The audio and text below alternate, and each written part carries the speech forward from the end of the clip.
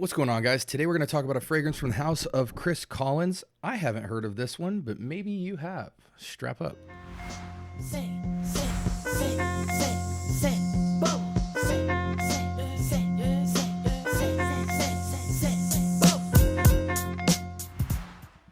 All right, welcome to the Scent Bubble. I'm your host for the evening, late evening actually. Today from the house of Chris Collins, we have Harlem Nights.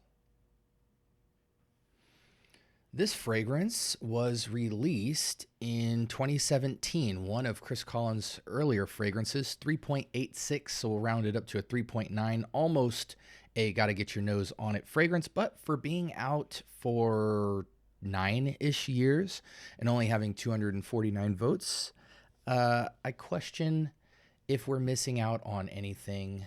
Really, this is a unisex fragrance. Don't really know its classification, but it seems to be some sort of a woody, spicy type of fragrance. So without further ado, are there any notes on the story? Yes, there is. Experience Harlem after the sun goes down. Romantic, mysterious, warm, and alive. An exploration of true seduction. With rum, saffron... Well, let's not give you guys the notes. The scent is reminiscent of laid-back evenings and unforgettable conversations. Okay. Let's go ahead and just dive right into it, actually. 2 sprays on the hand, 2 sprays on the strip.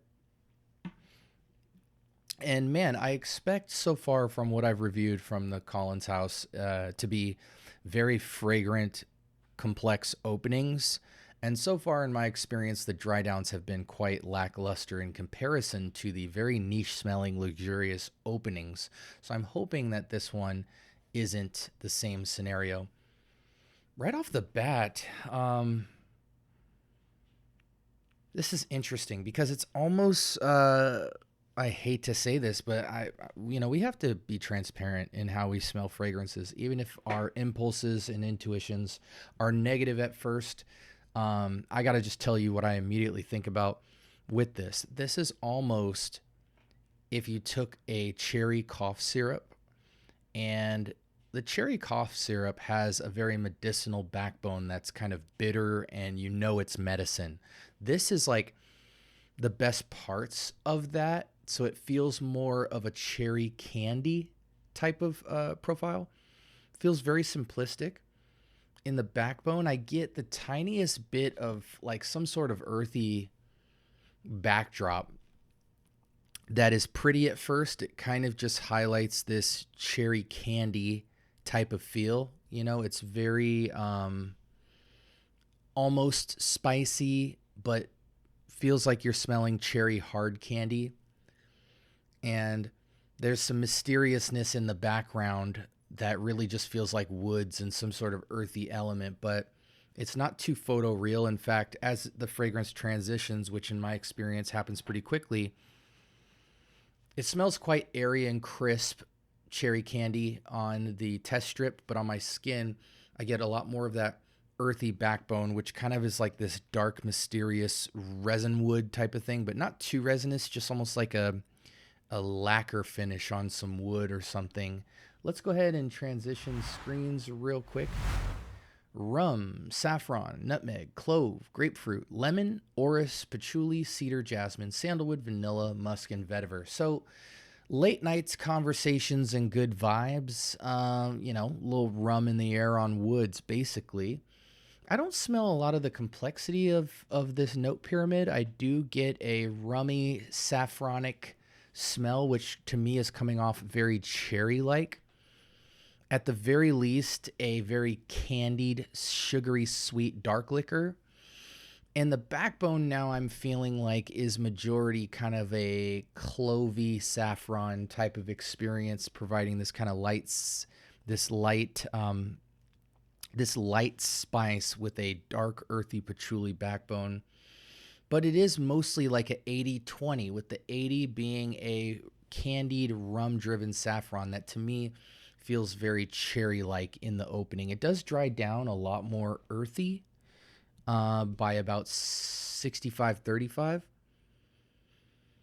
And I don't really love the dry down. I feel like it's not that, it's an interesting contrast of kind of a synthetic candyish opening into a earthy backdrop, but the rum accord is so synthetic smelling that putting the earthy backdrop behind it feels confusing. It's almost like plastic on wood type of experience. Moderate performance in sillage.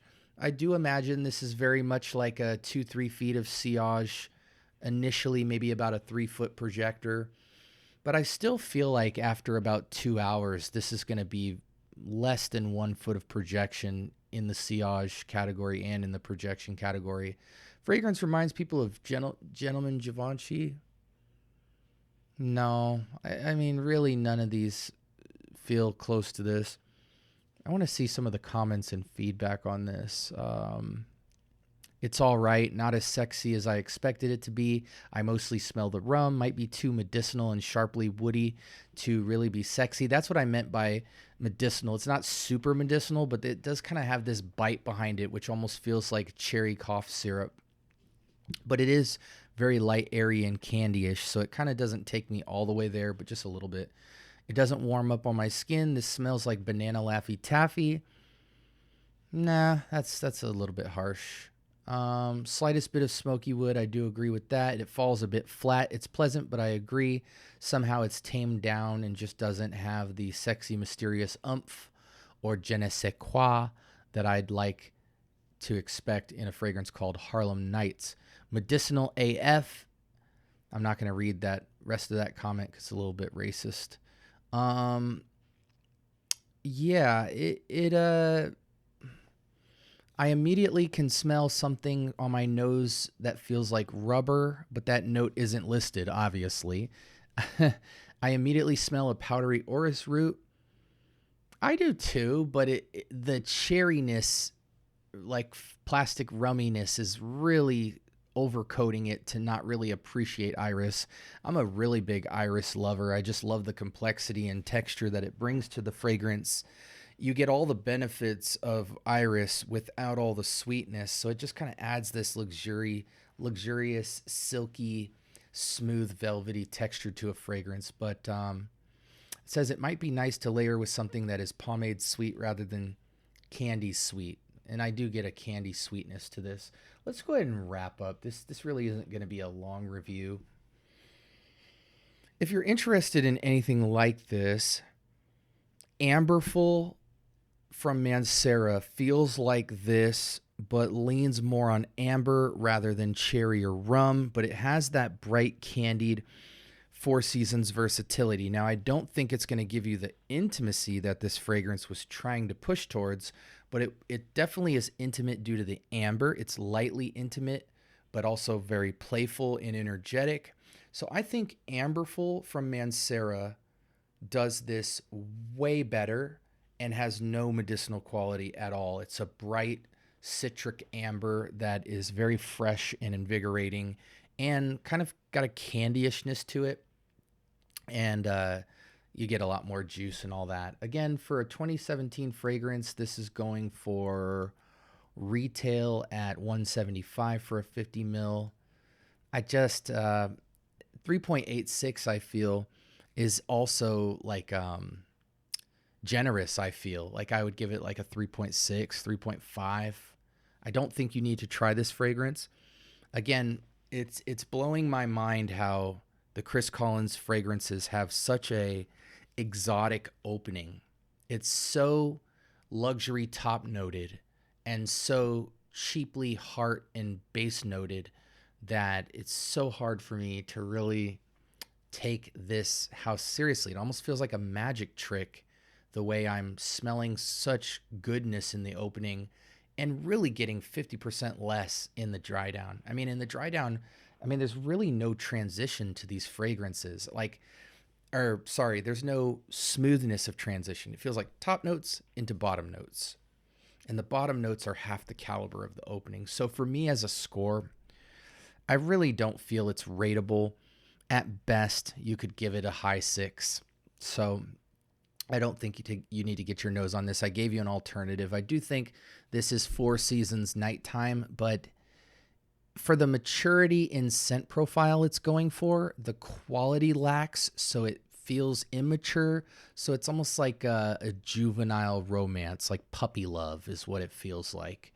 There's a lot of even clone fragrances like Lattafa's Kingdom and some of the French Avenue and stuff that just is just more fitting for this. But again, I think Amberful is the closest profile with the best longevity. The price, you can get it for like 80 to 100 bucks, 120 ml of juice. You just can't beat that. And that does a synthetic play on an amber candy-ish vibe, but is balanced to perfection. So even though it's juvenile, it's not juvenile in quality. So it's kind of like an older person's, like a 30 and up's guilty pleasure, a 30 and down's solid Four Seasons signature fragrance. What else would somebody ask me about this? Age range. If you're going with Amberful, it's truly ageless. This scent, I really don't think you need to put your nose on it, and I'm going to leave it at that. This was Chris Collins' Harlem Nights, and I feel like once you get to the dry down, the title feels misleading. With that being said, hopefully, I've got one fragrance left from this house. Don't know if I'm going to go further from there unless there's some redeeming qualities to it. But what I can appreciate is the beauty of the opening. I just feel like the perfumers here are kind of just whipping some stuff together, putting some expensive ingredients in the top notes and disregarding the rest of the fragrance. So I'm not that happy with that. Don't think you need to get your nose on this. But I do think if you're interested in it, it is fairly unisex with a slight masculine lean due to the like 10-20% backbone of earthiness. But with that being said, I am the Scent Bubble. Like, comment, subscribe. More importantly, turn on that notification bell. Talk to me. I do talk back. Based off what you've been searching for the channel, I'm going to throw 2 videos up on the screen that you might be interested in.